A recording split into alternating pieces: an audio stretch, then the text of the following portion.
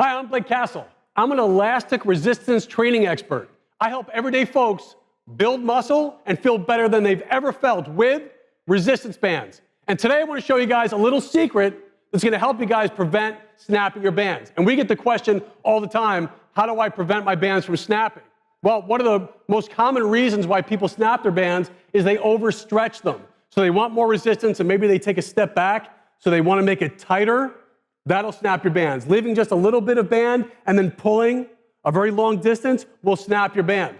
So I want to show you guys this little secret that will help you know when you're at the point when that band is going to get damaged and snap. To illustrate when you're going to know when that band is being stretched too far, I want you guys to get another rubber product, a rubber band. So I've got one of my fingers here, and here's what I want you to do.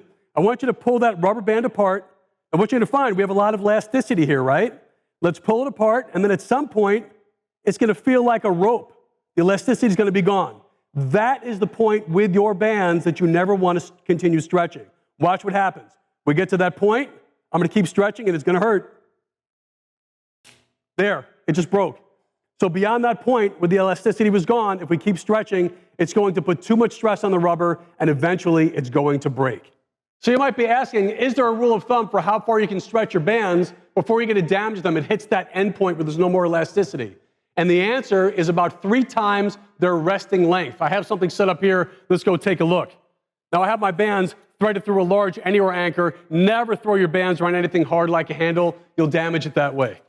So let's take a look. When I say resting length, here's resting length. I'm not stretching it at all, right?